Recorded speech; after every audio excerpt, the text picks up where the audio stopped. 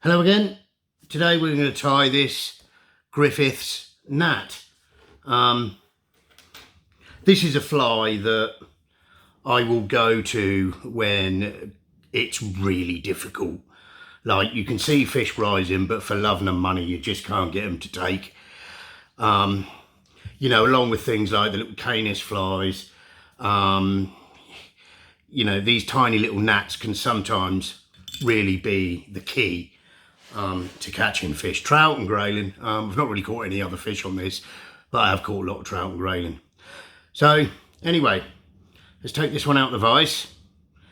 In the vise I'm going to put this is a fulling mill hook, and it's an all-purpose medium.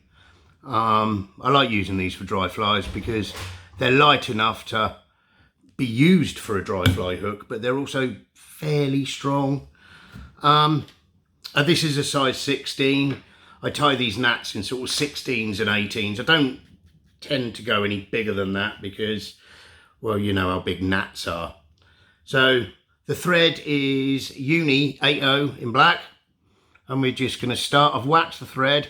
It's going to start a little ways behind the eye, and I'm just going to put a nice neat bed of thread down in touching turns, break off the waist, and stop just at the sort of back of the barb. And now we're going to tie on, this is just a genetic saddle hackle. It's in grizzly, whoops, it's in grizzly, it's in the colour. So I'm just going to tie that on, just on my side. And I'm going to run the thread up, tying it in nice and tight. And then on the way back down, I'm going to tie in 2 peacock curls. So I've lined up the bottom ends of them. Bring my hands up, and I'm just going to break the top off a little bit because the tops of these can be really brittle. So again, check my wax, catch them on, run the thread down, run the thread back up, double check your wax, so make sure you get plenty of grip. And then we're just gonna wrap these peacock curls, whoops-a-daisy, wrap these peacock curls, peacock even, up the shank. And I'm probably gonna do once up, once down, once back up again to build up. You don't want these bodies too thick. After all, it is a gnat. And that'll do. Catch them off, pull them back. And you can normally just break them off. That's how delicate these are. Now, I'm going to bring the hackle up. I'm just checking my wax. So, there's 1 turn at the back. 2, 3, 4. Probably get 5 turns in there. Just going to hold it with my other finger. Have a look. Yeah, I'm happy. Whoops-a-daisy, I let go of it, look. I'm happy with that. We'll just come back up again. 1, 2, 3. Whoops.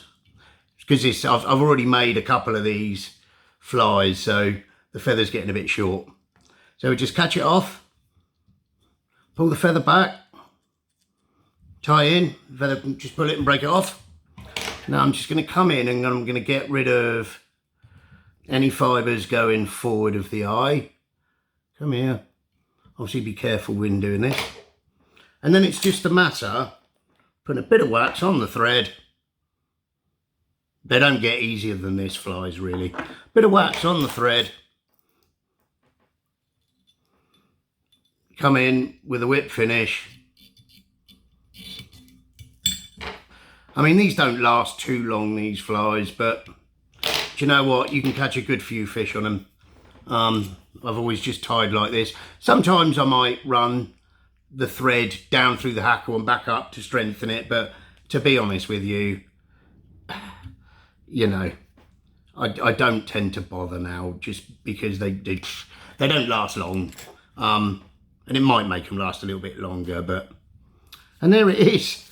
It's as easy as that. Griffiths Gnat. Anyway, I hope you enjoyed watching that one.